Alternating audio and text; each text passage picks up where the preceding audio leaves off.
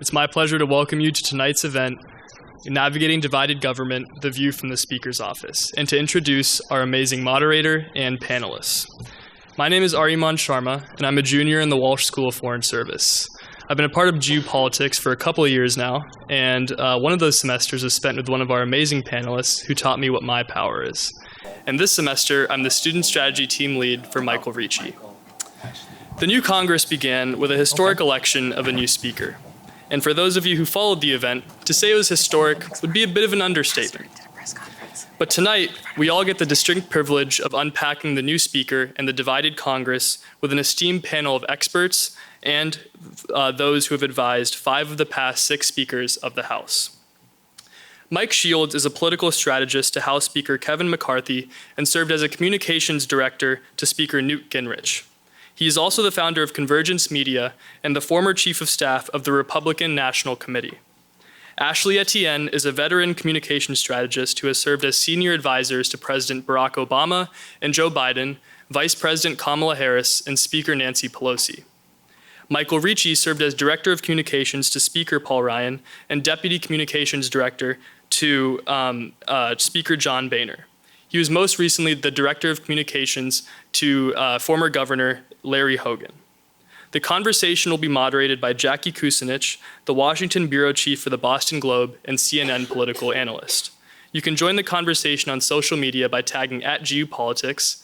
So without further ado, let's welcome our esteemed moderator and panelists. Esteemed, I'm going to get that on my business cards. Yes. Thank you. Welcome, everyone. Thank you for joining us tonight. So I usually don't start out with a fun fact, but I'm going to tonight.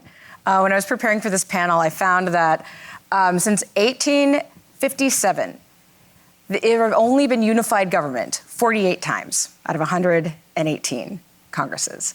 So actually, this is kind of the norm, having divided government.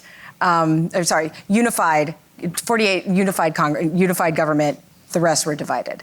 So we really should be used to this, but here we are.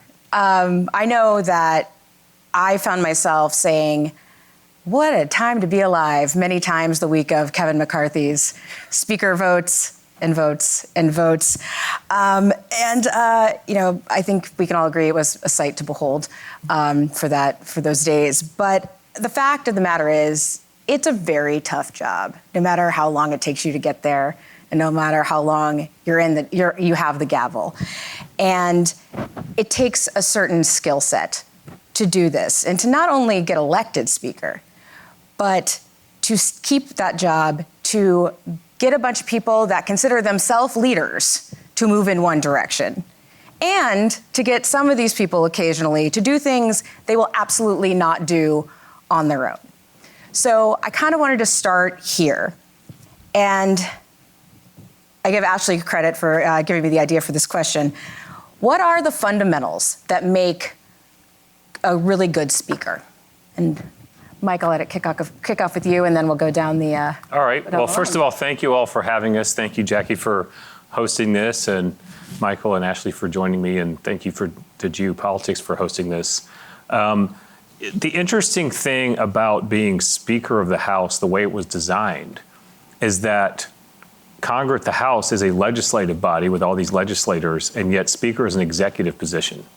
And so there's some very interesting sort of dichotomies in that role, right? Because building a coalition and getting to 50% for a vote in a legislative body requires a lot of reaching out and collaboration, and yet the Speaker's job is also to be an executive and to make decisions.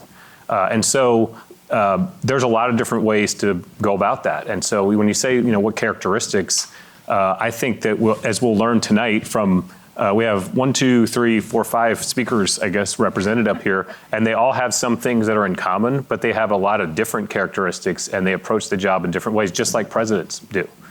So I'd say, you have to be a people person. You have to be able to get along with, to know the people that are voting for you, because you have to be elected by your colleagues. So that's the number one thing to begin with, I think, and we'll probably add to that, is you have to be someone that can get your colleagues to vote for you and to know them and to get along with them.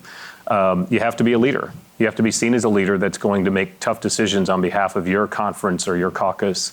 in Congress. So I don't know. Well, there's a lot more than that, but I'll stop there so I don't get too far into it and let my colleagues answer and add a few more of those characteristics. Yeah, no, I had the privilege of working for, Pelosi might be the longest serving speaker. She's in a class of her own, there's only very few speakers that have won that seat, the speakership twice. She's done it. I've worked with her when she was in the minority, and then I was her communications director when we won the House this past time. And I think that there's some key things that make you successful in that job. I think, for me, the fundamentals are your ability to raise money, because money is power in politics, your ability to count votes, and as what was just said, what comes with that is your knowledge of your caucus, your individual members, what motivates them. I mean, her level of understanding of each individual member is sort of beyond words. It's kind of amazing. She kind of knows even where their wives work, what they do. I mean, it's just insanity. The other thing is, I think and very few speakers do this, and Pelosi does it very, very well. I think she's sort of broke the mold when it comes to this, and that's an inside-outside game. How do you leverage the forces on the outside to apply pressure onto your members when they don't want you to? ACA is a great example of that. She called on the Catholics to get engaged in that fight, use the nuns specifically as a tool to whip her members into shape on that particular issue. So that inside-outside game is really incredibly effective. We did it, on a number of different issues. And I would say the final thing that makes you stellar in that job is your knowledge of the legislative process. How well do you know how policy is written, developed, how it's passed, all of that stuff, where the pressure points are, I think really sets you apart.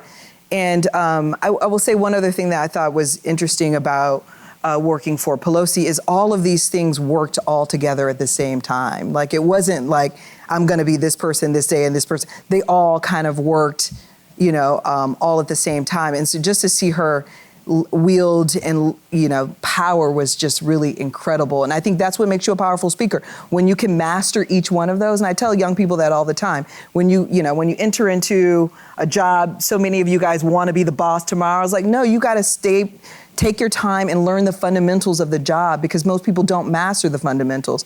And when you master the fundamentals, you always have the upper hand in any situation, which I've seen her do. Even when we were in the minority, she's running the joint. Like, I remember Speaker Ryan and I were on an elevator once, and he was the speaker at the time, and he's like, who do you work for? I was like, I work for Nancy. He's like, we all work for Nancy. And I was like, it's totally true, because she had mastered the fundamentals. So at any moment, she was the most powerful person in the room. And so that's what I think makes for a good speaker.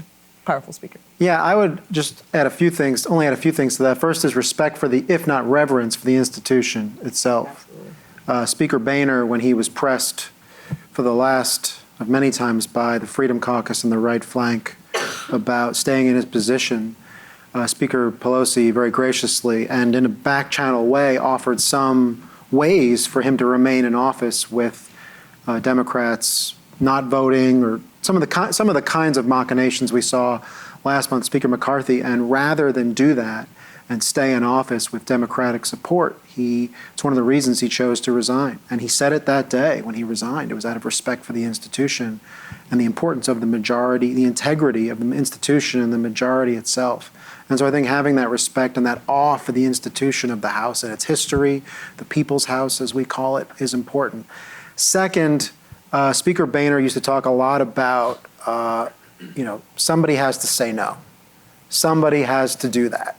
If you're the leader, you're the whip, you're the conference chair, it's good to bring members along, but somebody in the end has to say, we're not going to do this, we are going to do that. And Speaker Boehner, of a similar generation as Speaker Pelosi, would often say to his younger leadership colleagues, well, one of us has to say no, and it's going to be me. And it was never easy. And even to this day, when I I think about that when I talk to principals and politicians, is eventually even if you have to look in the mirror and do it, you have to learn how to say no. And the last thing I would say, and I would say this somewhat selfishly, but if Speaker Boehner were here, he would absolutely say it. And he said it in his farewell address.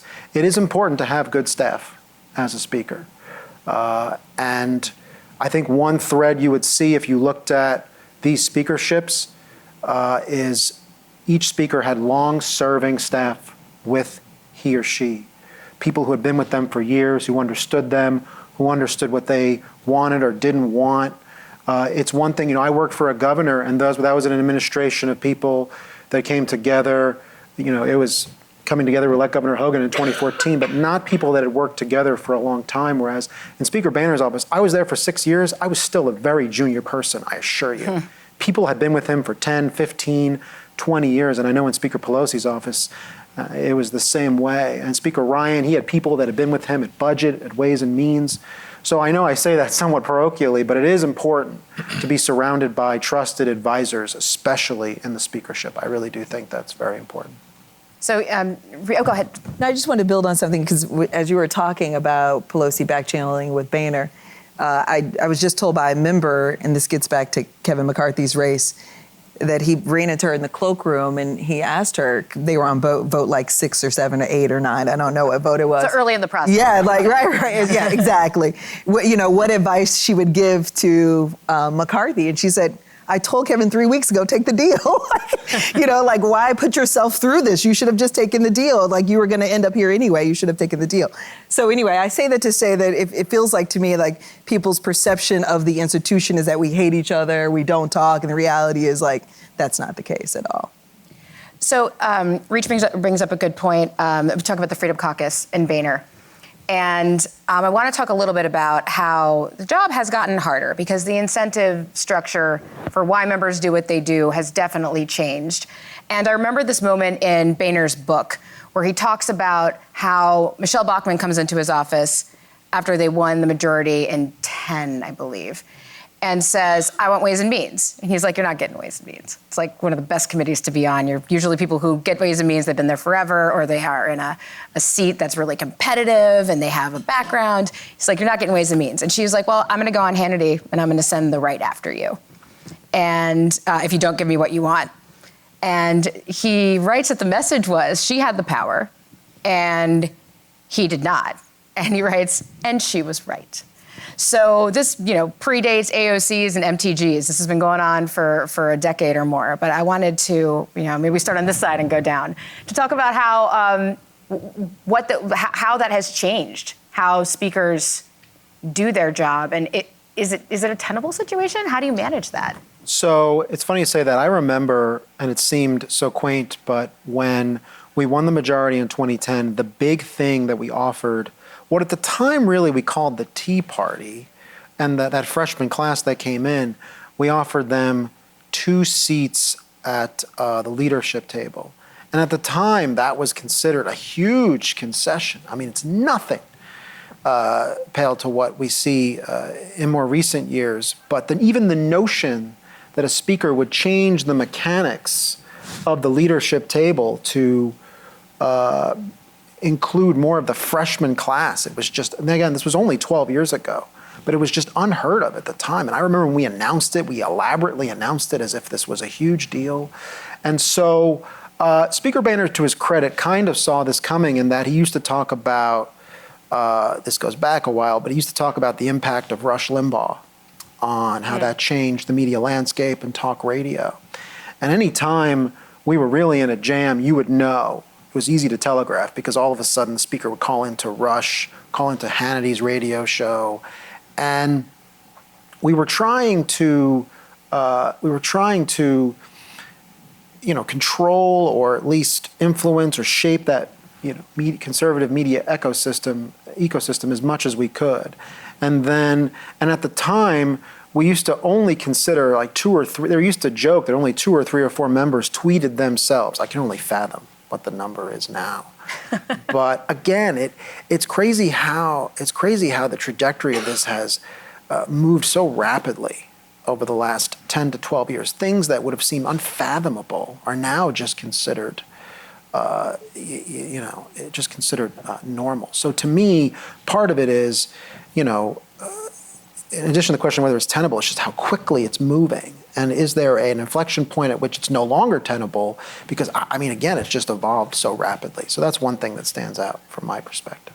Well, Ashley, you mentioned money is power, and one of this is it's if they don't.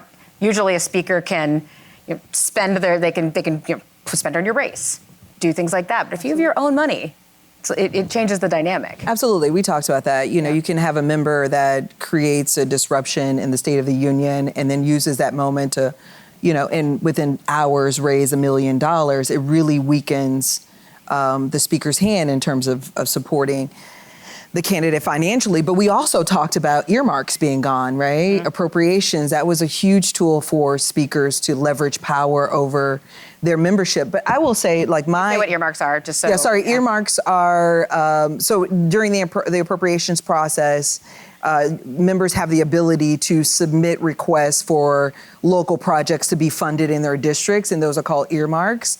And that used to be how the speakers would leverage power over their members. So one way to do that is determining what committees that they're on, right? And then the other way is determining how much money goes back to their district. So those tools enable speakers to sort of have a tighter control and reign over their caucus. But I will say, what I saw Pelosi do, she rarely ever capitulated. It was just rare that she would give in to, sort of an unruly faction of members.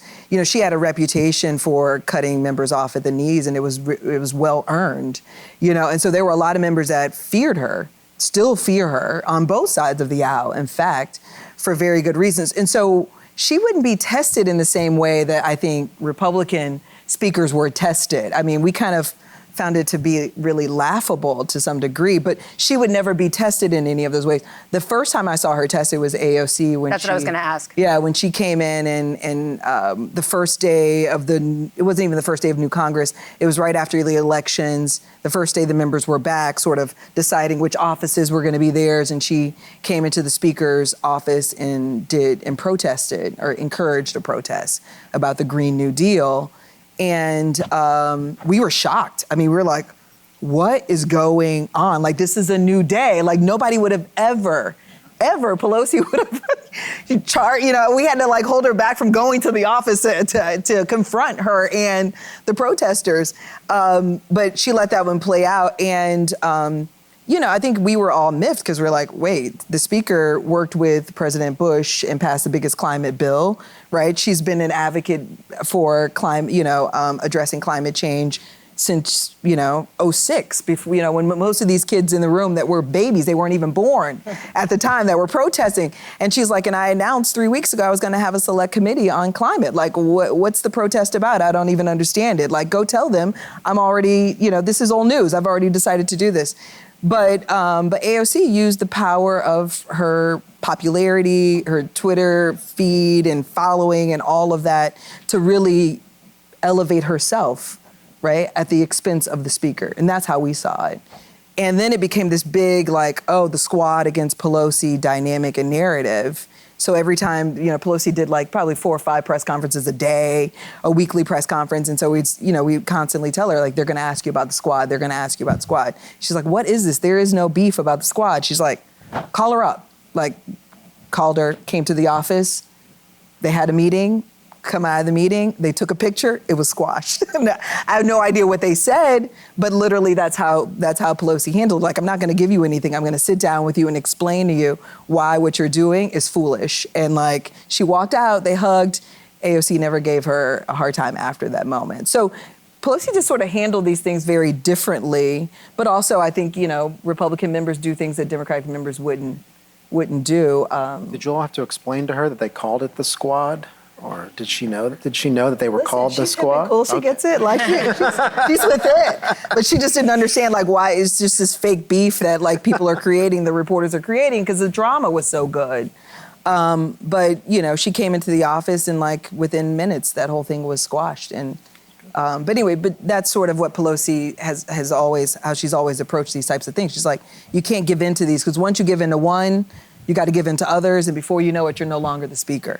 Well, and Mike, you talked about, but that part of that is just fundamentally how Republicans and Democrats, they just operate differently. You said collective versus an individualist. There might be just some differences in general. There would be an interesting thing to explore in terms of the parties. Like I kind of look at this as a bigger picture thing.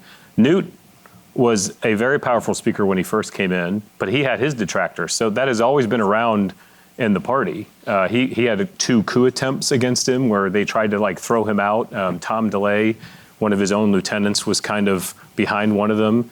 I see Tom DeLay, he was the majority leader, wasn't the speaker, as really the last hardcore, very strong Republican House leader in the way that Pelosi has been a speaker.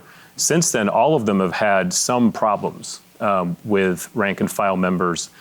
And there's a sort of Republican philosophy of dissipating the power, right? Like, and it goes back to populism in general. So you go, what are the trends that are leading to this? The media used to be 3 TV channels with Walter Cronkite and, very controlled news sources.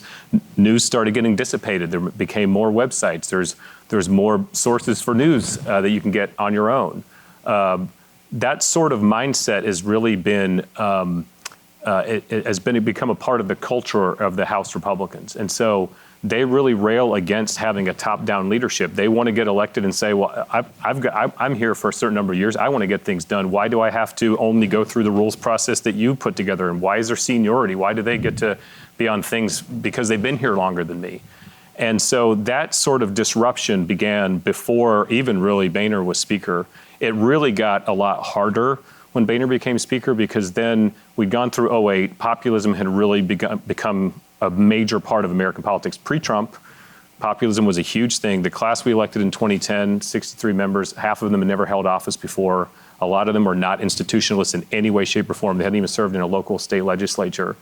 And so he sort of became the speaker at a time when that was a very, very big disruption. So one of the interesting things for me is Pelosi was able, it's a question. Is it just that the Democratic caucus doesn't have that much of a rebellion against sort of a top-down leadership? Mm-hmm. Or is it that she was such a strong speaker that she was able to quell it so much that you don't really see it? And so it's a really interesting question for Hakeem Jeffries coming in following a legendary speaker. What is he going to do with his factions? And we don't know that. Now, one of the things that seemed to probably benefit him was having 15 votes of confidence in a row to begin his tenure. And I don't think that's really been reported very much, that coming in and following Pelosi, that's like in sports, a Hall of Fame coach leaves and a new coach gets hired. And it's like, oh my God, how are they going to win and how are they going to be judged? And he could have been in a pretty tenuous place just as an outsider looking at that. And yet he then got 15 votes with people saying amazing things to him about him on television and bidding lockstep behind him. So maybe he won't face those problems. But those disruptive populist forces are actually in both parties. They've represented themselves more with Republicans. There's more of an energy for that. That's the real reason why you have the sort of rank and file members doing this. The last thing I'll add is, in terms of being institutionalists, one of the things that's sort of conservative orthodoxy and conservative ideology are things like term limits. We have term limits actually for our chairman. That change was a massive disruption in the House of Representatives, because you started to have this churn begin as soon as we started swapping the chairman out, and people start coming to Congress and looking at what their future is on the committees, which is where the real work is done. And so you have Republicans coming and saying, I'm only going to be here for a certain amount of time. I don't need to stay in office for that long. My former boss, Newt Gingrich, wrote a book where he talked about what he saw as the differences in the two parties, is that Republicans tended to recruit business people that weren't going to be in government forever. They were going to come in and work in government and leave. And Democrats tended to be more institutionalist in the sense that they believed in serving in government and might be there for 20 or 30 or 40 years. You have people like Chris Van Hollen, for instance, who talked about this. He ran for the Senate because he was like, I'm never going to be able to rise in the House until I'm a lot older. I want to go do something else. And so there is a cultural difference, I believe, in the caucus, the Democratic caucus and the Republican conference that affects this. Because when you're going to come in and only serve for a short period of time, you want to get things done. You want to take on the leadership. You want to make a name for yourself. And if you're going to go, no, I'm going to work in the system. I'm going to be rewarded for that. The speaker's going to recognize my work. I'm going to it's like I'm joining a corporation. I'm going to be there for 20 years. Eventually, I'm going to get the benefits of that. And Republicans don't really have that mindset. They're like, I'll go back to running the business I was doing before. I don't like it here anyway. Here's the thing I also think is interesting is that so many of Republican speakers were disruptors, maybe with the exception of Hastert. but like Boehner was one. I feel like Paul Ryan was one of the young guns. So it's like you live by the sword, they end up dying by the sword. Most of it, it's the most incredible. And it also encourages their members to be disruptors because the speakers are disruptors themselves. So when you're a speaker in a divided government, who is the most important relationship you have, like inside the Capitol? Who's the most important ally you can have when you're in a situation where the other side is trying to bring you down, or you're not going to necessarily? Is it with the Senate leader and everyone? I think everyone up here agrees the Senate. The Senate's going to do the Senate. There are House people and there are Senate people. These are all House people for the most part. We're scrappy. Yeah, exactly.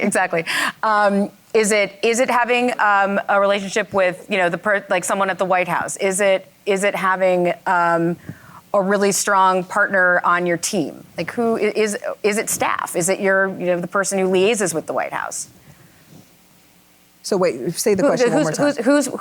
What is the most important relationship for the speaker can have in a divided government? What's essential? Or who is essential? So do you have is the president in your same party in this dynamic? Sure. Okay. It's not given. Pelosi and Reid didn't have the best relationship in the world, and at times. Yeah. Harry's old school. Well, I'll just speak to the specific examples of speakers I work for. In Speaker Boehner's case with the Democratic White House, it was the chief of staff for the White House, which in the beginning was Bill Daley, who was more of a Washington insider. And the speaker used that relationship partly, and you may have in recent weeks been reading about those debt limit negotiations, but actually for Boehner it was like, for Boehner he was trying to figure out like to your question, he actually used that relationship to figure out who should be in the room for those conversations. And I remember famously, and you can read, Bob Woodward wrote books about this, Boehner couldn't stand Jack Lew, who was the OMB director and then the Treasury Secretary, and he would just rail to Daley. This guy doesn't know how to effing say yes. He always says no in every meeting. And Boehner couldn't figure out whether this was the guy who was planted in the meetings to say no, whereas that might have been part of it. But so Boehner was leveraging that relationship to figure out for his part kind of what. And then Speaker Ryan also had a strong relationship with John Kelly when he was President Trump's chief of staff, and that was more about stabilizing government, and that's a whole other conversation for another night. But I actually found, that was actually an important relationship. It didn't occur to me in the beginning that would be the case, but for both speakers, who the chief of staff was, including when McDonough was Obama's chief of staff. It was just for Speaker Boehner especially, he liked the idea that he could just directly call the chief of staff and just talk directly. I think one of the most important relationships, if you want to be in the majority, is with the party committee chairman. So the NRCC or the DCCC, because more and more those are less independent and more being driven by the speaker. One of the things that I have done as a political strategist for Speaker McCarthy has been to try to emulate the strength that Pelosi had at the DCCC. I mean, you had different chairmen come to the DCCC, but it seemed from the outside that she was really in charge of that organization. She was raising all the money for it. Works for Nancy. That's right. That's right. And so, you've got to be able to work in tandem. You can't. We've actually seen it when Leader Boehner was not the speaker, and there was a fairly not so great relationship with the NRCC, and then things didn't go very well. And then, that was one of the things that he did a very good job of correcting. So you're not going to be in the majority, you're not going to be the speaker unless you're winning elections and have a good fundraising apparatus, a good campaign committee behind you. And then other than that, I think it kind of changes. One of the most important relationships Kevin McCarthy has is with Jim Jordan. Reaching out and to some of the Freedom Caucus members inside the House. Newt had really important relationships with his leadership team. But then, for instance, in Clinton's second term, we actually balanced the budget. And he worked with Erskine Bowles on that. And so he had a really important relationship with a conservative Democrat from North Carolina who was sort of a get things done person. And they were able to approach some really what had been fraught political issues like Medicare funding and work together, and it resulted in the budget being balanced. So I think it actually kind of changes depending on the circumstances and the challenge that they're facing. Yeah, no, I was just going to say, I think it depends on what the speaker's objective is, right? So the first time Pelosi was a speaker, she had a direct connect with Bush, right? And so the conversation there is like, we've got to get something, you need something to get done, and I need something to get done. So how are we going to do that together? During the Trump years, I can't say she had any relationship with anyone in the Trump administration. That wasn't the objective. So the most important relationship there was the outside game, which is how are we leveraging all of this energy, marching in the streets, anxiety of the American people, all of those things to not just develop out the narrative about the former president, but also to build a ground operation in anticipation for the next election. So I think it just depends on what the aim and the objective is. Although Pelosi and Trump did get a trade deal done, which was pretty incredible. So yeah, I think it just depends on the objective. All right, I think we're going. Sorry, Are we going to questions? All right, questions. I think the microphone's over here. Don't be shy. You gonna come up to the mic? Sure, you want? Yeah, or is it being picked up by the? Oh, it's Yeah, for the camera. playing to the Sorry. Hi. My question is, how do you think McCarthy is going to change the standards and norms around the speakership role? How is he going to change the standards and the norms?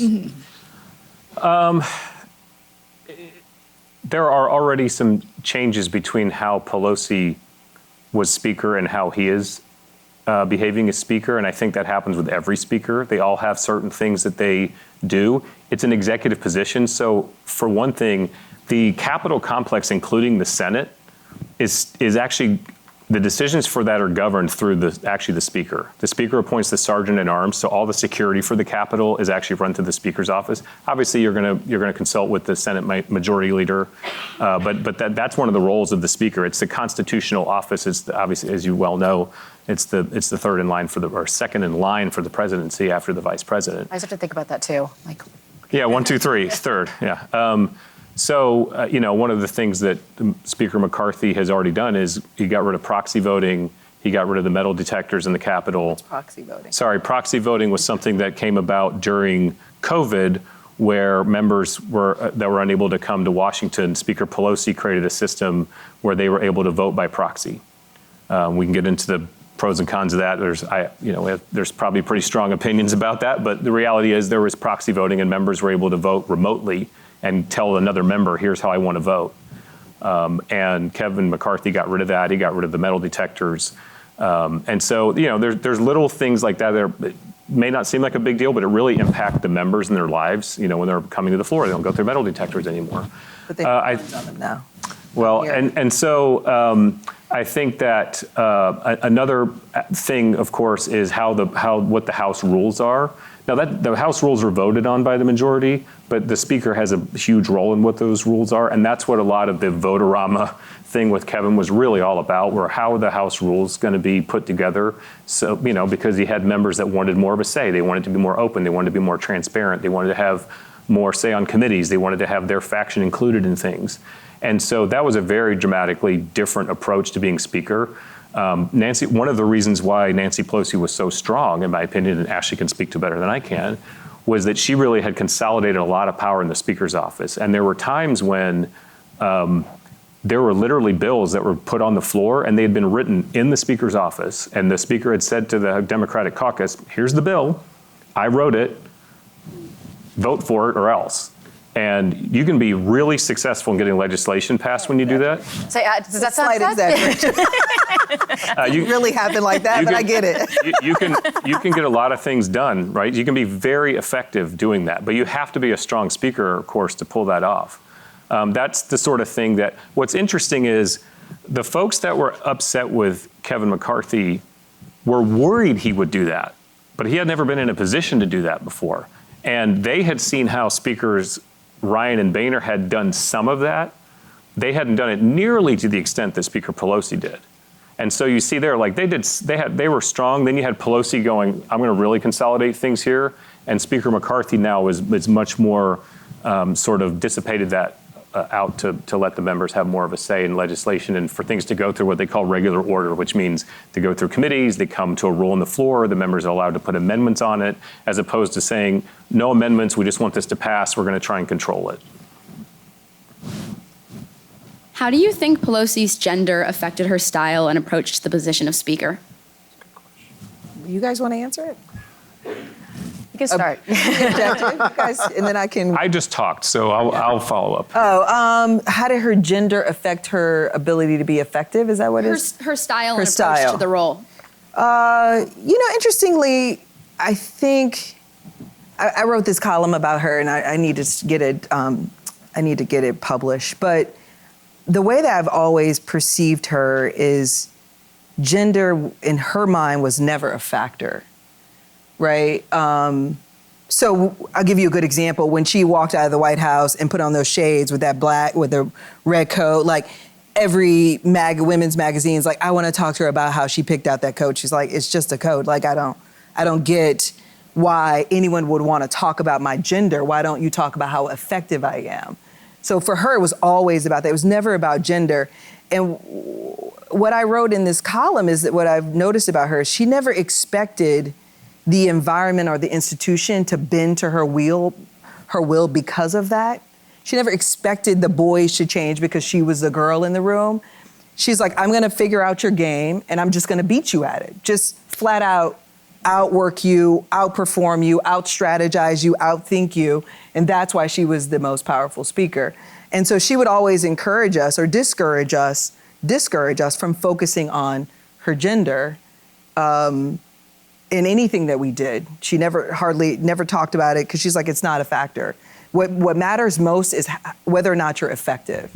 The boys are afraid of me, not because I'm a woman. I mean, they're afraid of me because I'm the most effective speaker in American history. I just so happen to wear pumps. What I can say about her, though, what I love is that she taught me, that you can be every kind of woman you want to be. You can be a doting wife, a loving grandmother. You can, wear pumps and skirts, and not any one of those women compromises the other, right? Compare that to someone like Hillary who, would not get out her pantsuit to save her life. You know what I mean? Pelosi's like, you can be all of these things and none of them compromise each other. And for me, that was the most powerful message as a young woman who had started her relationship in an all-boy environment, to know that you can fully embrace 360 every aspect of being a woman and it not compromise your power, your ability, or your effectiveness. But what I will say is I have worked for other women elected leaders, and I've experienced a lot of them. And I think too often they become burdened with gender. Like, I'll give you a good example. I've heard Hillary Clinton engage in conversations about her race and why she didn't fare as well, and gender is always a factor for her. She's engaged in a lot of conversations about the plight of women. Like, Pelosi would never do those interviews. Like, you either want to talk about how I'm the baddest MFer, or we're not going to talk. But we're not going to talk about gender because in her mind, it should not be a factor. It shouldn't be a factor in the boys' minds, and it shouldn't be a factor in the girls' minds. And too often, I think women leaders are burdened with it, and they allow it to cloud their judgment and be a distraction and they want the institution to bend to them, rather than like, no, let me figure out what are the fundamentals of this, and I'm just gonna kill you at it, right? And then it's undeniable, right? And I think part of the reason why you don't see these articles about Jeffries following in Pelosi's footsteps is because we never overemphasized her being exceptional because she was a woman, right? She will say, though, the reason why I'm so good at my job is because I had 5 kids in 6 years.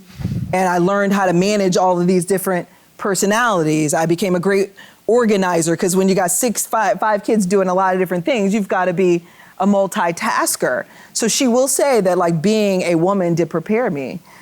But I think also, and this is another, and then I'm going to move on from this, but the other part I think was incredible about Pelosi is, and I think it's the case with Liz Cheney, right? Which is this legacy of power that's passed on to them from their fathers.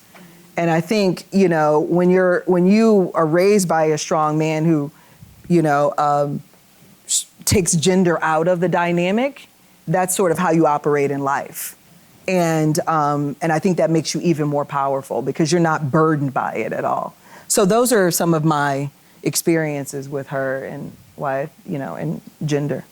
Thank you. Sure. So I read a lot before that a lot of the partisan politics of Congress started with Newt Gingrich in the 90s and the speeches. Now, I wasn't around at that time, but I've heard some of that. And I know the rise of Rush Limbaugh, and I know you accidentally said echo system, but it can also be an echo chamber, and the rise of Hannity. How do you think that the partisan politics in the media, especially when we talk about like leverage with people, like when you go to someone and say, hey, I'll just go on Hannity and talk about that. Do you think that's destructive for the Republican Party? And do you regret anything of your tactics in Speaker Gingrich's during that time? Oh, so I guess that's for me. No one else worked for Gingrich, so. So, well, yeah, I did. In terms of, you know, it is interesting how there is a narrative that like partisanship didn't exist until Newt Gingrich came along. That is just flat out laughable. There's always been partisanship in our political system. You should go back and look in, you know, the early 19th century and see how people were buying up newspapers and, you know, threatening each other. And it was, you know, these sorts of things have happened for a long time. One of the ironic aspects of it from Newt is that, so you have to look, when Newt rose to power, what was going on? Well, we'd been out of power for 40 years, and we had such a deep minority and a deep minority mindset that a lot of the Republican leaders were like, we can't win, let's just get what we can. Just negotiate with them, you know, let's just go along and get along with them. So the Democrats at that time were allowed to be super partisan because they were in charge. They could do what they wanted. When Newt and his group of new members said, we want to fight back, all of a sudden they created partisanship in American politics because they were standing up for themselves and saying, we're not just going to go, we're actually going to try and win for the first time. And when you do that, you are a disruptor. And you've changed everything, and you have to start using the same tactics that are being used against you to fight, and now all of a sudden, you're the one who's blamed. It's like in a sporting event, the person who throws the second punch gets thrown out of the game because the refs missed the first one. The media sort of missed 40 years of partisanship and said, oh, these guys are standing up for themselves now. They're partisan now. How dare they fight for themselves? But he was the first to put C-SPAN cameras in the chamber, correct? Well, there was a lot of things that he did that were, you know, he was, Newt was for a much more open and transparent Congress, which is the legacy of that is literally what we just saw Kevin dealing with, right? Like that's something that's been in the House Republicans since the time that Newt came up. Put the Library of Congress online for the first time, which now seems easy, and of course it would be. But at the time, the Library of Congress wasn't online, and Newt put it online.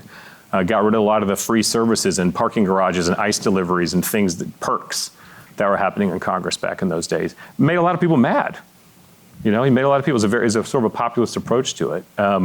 Do I regret any of those tactics? No, because we won the majority and we didn't, you know, if you believe in what I believe in, you don't get to govern unless you win. And you can either say, well, why don't we just accept failure for 40 years? Or you can say, why don't we actually fight and try to win? And when Newt first, in 1980, after Reagan had won and we still didn't win the House, Newt went to the then NRCC chairman and said, what's the plan to win the majority? Like, and the chairman at the time laughed and was like, we're not going to win the majority. We're not going to win the majority.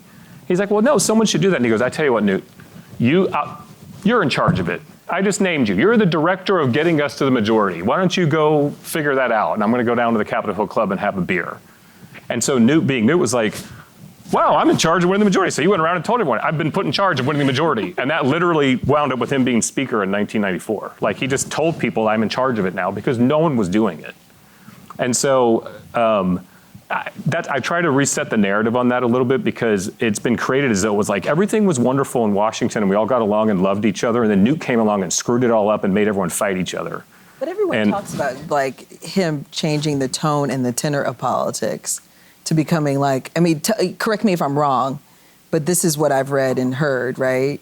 And that it became the politics personal, not, you know, and that sort of changed things. And now we're down this crazy slippery slope that we can't really get out of anymore. And that's what I'm rejecting is that the idea that there weren't, you know, you you don't think that there were personal attacks against Gary Hart and the Democratic, presidential primary. I mean, these things have been going on for a long time. They just weren't happening where we were standing up for ourselves and using the same tactics against the other team. And once we started doing that, people, the system got mad and created this narrative that lives on. And so,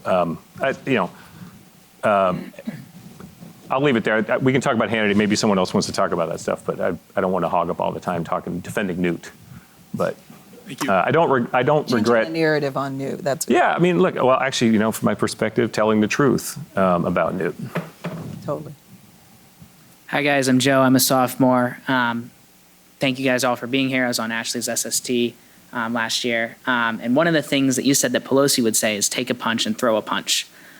So how have the dynamics of power and the tactics of just, I don't want to say partisan infighting because I'm just building into the narrative of everybody's just scrapping at each other, but how has that changed in the digital age with, Political Playbook and Punchbowl News and all of this coming up, and, you can instantly be on Twitter. How have the dynamics of scrapping in the House changed?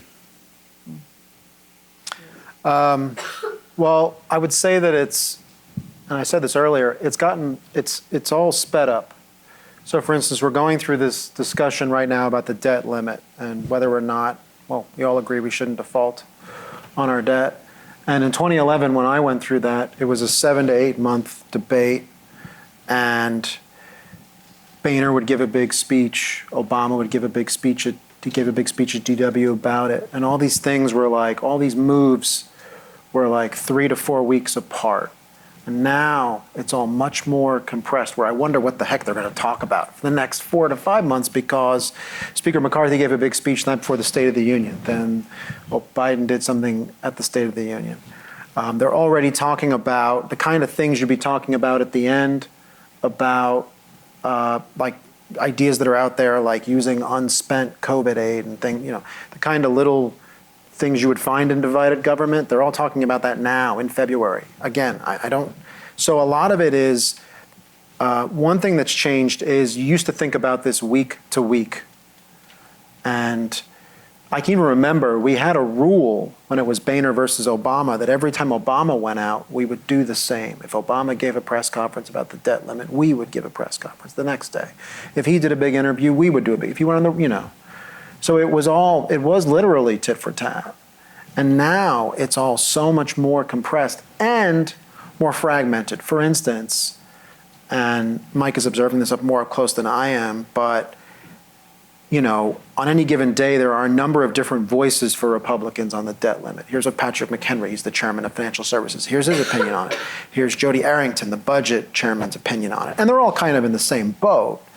But it used to be the speaker speaks for the conference. And now it's much more, and we talk about this a lot, it's more fragmented. So one thing I notice, and I can only fathom, having to be in the speaker's comms team at this point, because on any given day, again, there's different people who are speaking out on the topic, where it used to be much more unified. Speaker Boehner would say this, people would echo it, amplify it, and that would be the message for the day. So it's much more sped up, much more fragmented, and as you try to think about the different chess moves of the infighting and the back and forth, again, it's not as, it's just happening on a, you used to have to think ahead 2 steps. Now I feel like I have to think ahead 5 or 6 steps. Yeah, I think as the sort of the media landscape grew and social media became a thing, it just really empowered the individual members in a way that they had not been empowered before. And so and you might have to take one punch, you wake up every day anticipating you could take 30, And so then it became more important from a communications perspective for us to figure out how to control these members, to keep everybody on the same page, amplifying the same message, and inoculating the speaker, the president, whoever sort of is in your party that's in power from all those forces. So I think that's what changed it. These members became, emboldened and empowered. Now they all have their own voices. They all have millions of people following them. They leverage it whenever they want to. So it just really has made the job of the speaker much more complicated. And really, again, what matters is your ability to have a pulse on your caucus. In that, that dynamic sort of changed that a little bit. Yeah, it makes it even more important. And we're in an era of performative politics, right? So there is that dissipation, there is that sort of empowering of members, giving them a bigger voice. But there's also the sense that there's going to be some members that go, I can go on TV and make a name for myself like an Instagram influencer. And that's a very different reality in politics than I'm going home and doing town hall meetings and talking to my constituents and trying to represent 750,000 people in Congress because this is what they sent me to do. Aw. Right. Sounds quaint. And I think there's a balance. It's not, that's, I don't want to give the impression that everyone's doing performance, but there's a performance, and of course, the media plays along with that, right? They could just ignore the performance and go, you're not relevant, you're a freshman, you don't have anything to do with this, you're not going to have anything to say.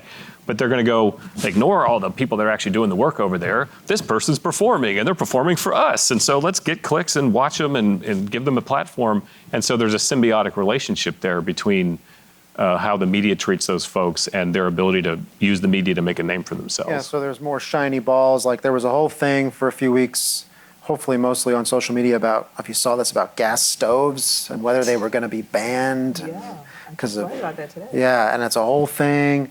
And then, when you're sitting in the speaker's office, it gets to the point that, are we supposed to say something about this? What if the speaker's actually asked about this? And then the question is, well, if should I give it, it's something my members are talking about, so should I give it some credence? But no, it's pretty, so you end up with these shiny balls too, to your point about throwing a punch and taking a punch. It's like, do you jump on one of these balls? And that in itself becomes a series of choices that you face in the course of a day. In the course of one day. Just how intense. Hi there, my name is Christian. I'm a student at the McCourt, grad student at McCourt, and thank you all for being here, number one. There was a lot of controversy surrounding the rules package that was negotiated with McCarthy. I was wondering, are there some things in the rules package that genuinely concern you all? And are there things that have been hyped up by the media that may not have that much impact moving forward with this Congress? Concern me, no. Essentially, I wouldn't say concern me in the sense that I think it remains to be seen how it's all going to work out, but it's giving more members a voice and the ability to offer amendments and take part in the process, and a little bit less way to control that. Now, the reason why that is difficult sometimes is what both parties do to each other is offer amendments on things for the pure reason to make a member vote on it, so then we can then write an ad script about it. So we may even actually single out 2 or 3 members and say we want to beat them. So let's put this thing on the floor that affects New York, where they're running, and make them vote on it, whether they want to or not. And then whichever way they vote, if they, it's going to harm them in a primary, it's going to harm them politically somewhere. It really doesn't have anything to do with legislating, but now, because we have the ability to do it, we'll do it. And then, what do you know? Next thing, 2 years later, when the campaign comes around, there's an ad that's run against them. So, and the Democrats, everyone does this. So one of the things the leaders try to do is protect some of those members and control the process a little bit, because a conservative or a liberal member may say, yeah, but when you do that, I don't get my issue. I really actually believe in this thing. I want to put it on the floor. And the leadership's going, I know, but we got to win the majority, and it's going to harm these folks. So now what we have is there's less control, and it's much easier for even the Democrats to get things onto the floor and get them voted on. If you want to look at it one way, it's a much more open and democratic system. It gives a voice to many more people. It may also, on the other side, give rise to some more political approaches to things that are, to be used in campaigns and fighting and that sort of thing. We're gonna have to see. So if I had a concern, I guess that would be what it is. But it's kind of hard to argue with more openness and transparency and a more democratic approach to things. Nothing to add. Hi, my name is Jeff, and I'm an alum from this institution. And I'm kind of curious. Jackie opened up the conversation by saying, there's been a mixed majorities for the past 150, almost 200 years or so. So my question is, with respect to getting the 218 votes that are necessary to pass legislation. And when there are slim majorities, which all of you experienced, and again, especially with the mixed majority, what type of tactics and what type of compelling interest did all of you have? And were whips obviously important in terms of knowing how to count votes? What challenges did you face in terms of getting those 218 votes when legislation you wanted to get passed?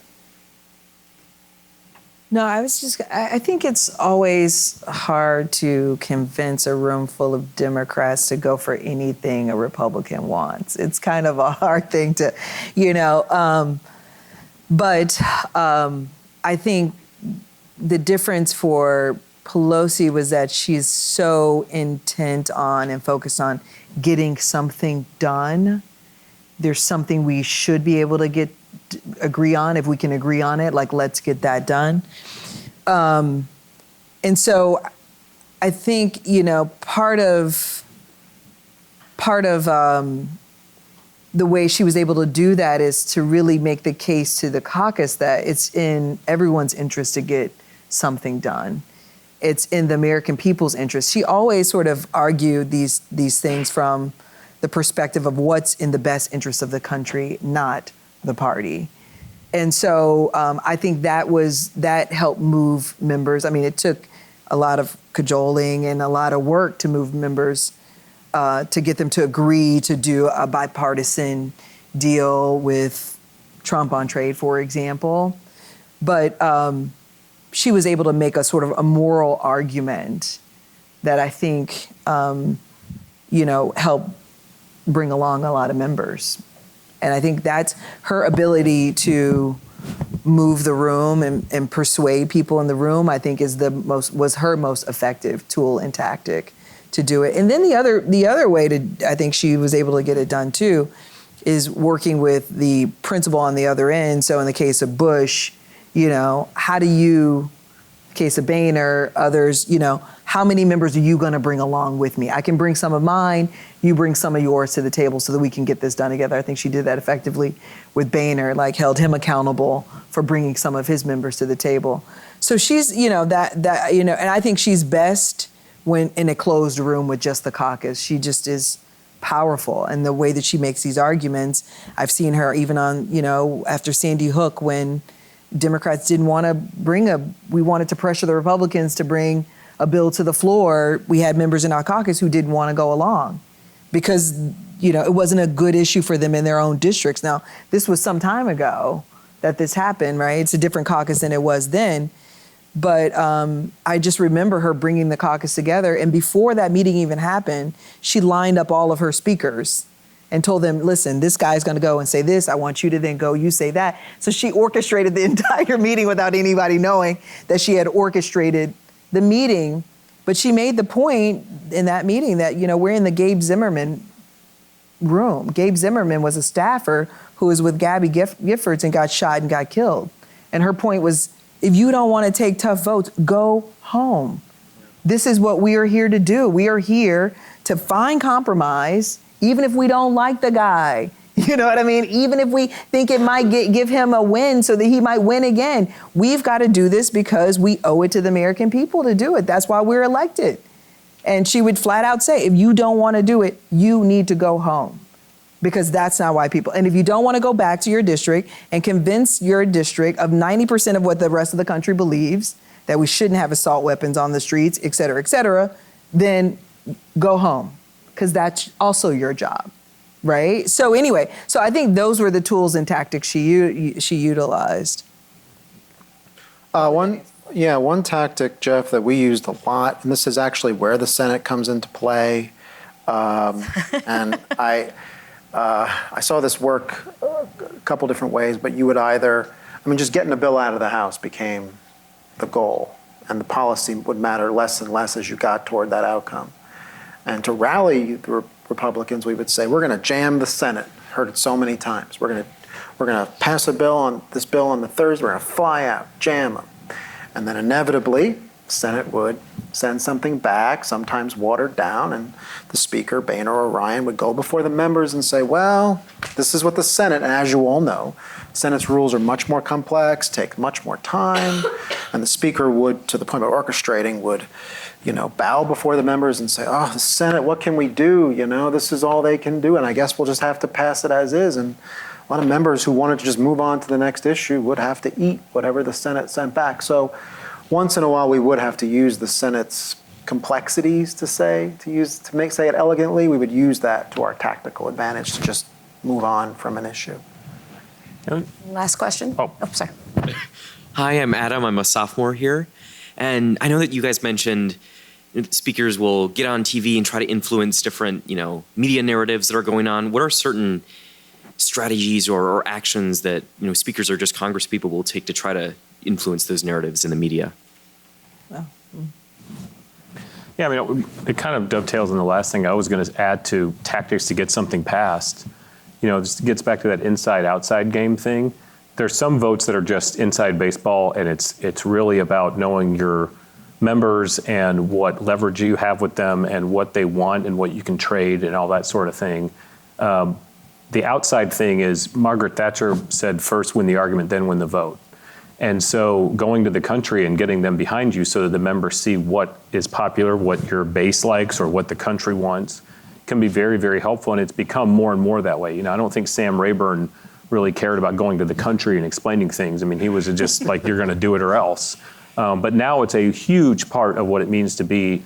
I talked about the qualities of being a speaker. One of them is leadership. What does that mean? Leader can mean a lot of different things. I think to be an effective speaker, you have to be able to communicate. You have to be able to explain where you are. You have to be able to go on, media across the country and win people over, bring people with you so that influences your membership so that they see, okay, this is where we're going with this. And that plays a huge role in getting anything done, I think, now in Congress. Sometimes it's fighting with the other side and saying, you've got to be with me on this. And sometimes it is trying to reach a compromise by explaining to your own base why it's actually in their interest to agree with this, to make it easier for your members back home so that you've given them cover. You've done something that phrase comes up a lot, I think, with speakers, is we've got to give the members cover on this so that when they go home, they don't feel a lot of heat, that you're putting them in a bad position to take the vote for you, that you've already done the work to make it easier for them. What we did is we just over-communicated. I think, Pelosi had probably, as I mentioned, 3 press conferences a day, a weekly press conference. We couldn't keep her off the Sunday shows, right? So she just would just always over-communicate. And that's one thing, that's external facing. But then this inside-outside game, she, on almost a weekly basis would talk to, huge groups of, leaders of huge organizations that were grassroots organizations. I don't even know which ones exist anymore, but like Move On was one, right? Like all of those, grassrootsy organizations she would meet with and talk to almost on a weekly basis so that they were read in, but that you leverage their power and their influence to penetrate in places and spaces she couldn't get to. So I think those are sort of 2 ways that she did it very, very well, but also too, just constantly meeting with her own members, just constantly meeting. I think she probably did like maybe 4 a.m. to 11 p.m., if not midnight kind of hours every day. Like power doesn't sleep. Like that's one thing I learned from her.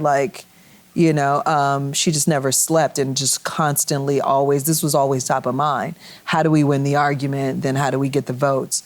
And you don't just win the argument by talking to the general public, right? Like you've got to also win it internally as well within the institution. So she just never stopped. Yeah, one thing we've sort of alluded to is speakership involves a lot of travel. You spend a lot of time in people's districts and far from home, talking to, going to dinners. In Boehner's case, it was more, he would play around at golf. He would have an executive time and then he would have the fun, or he'd have the lunch and then he'd have executive time, so to speak. In Speaker Ryan's case. What's executive time? In his case, it was probably just smoking in his hotel room. But Speaker cigarettes. I mean, no, cigars and cigarettes, and not marijuana. Speaker Ryan's case, Speaker Ryan, Speaker Ryan was very dedicated to his family in Wisconsin, but on a Monday morning, he would do 2 events in Chicago before he even got to the Hill. And then we had a full agenda for him, to Ashley's point about the schedule that Speaker Pelosi kept. So it's a lot of travel, a lot of, you're just ushered in and out of rooms, talk to these people. In some cases, it's to raise money. It's another. So a lot of it is getting out of Washington, actually, and being a presence. And, you look at Speaker McCarthy, he's at the border. You're even if you're not in Washington working the votes and doing events here, you're constantly traveling. I think it's probably should have added energy to that list of traits. Yeah, right. Yeah. Because you have to make that schedule. It's insane, the schedule they keep. It's unbelievable. And keeping up with them, I'm sure we all felt that way with our bosses, Newt included. It was like, I can't keep up with them. Like, how is this possible? They just have so much bounding energy and do so many things packed into every single day. Absolutely. And that's where we'll leave it, the busy schedules. Thank you guys so much. I know I learned a lot. Thank you. And thank you guys for listening.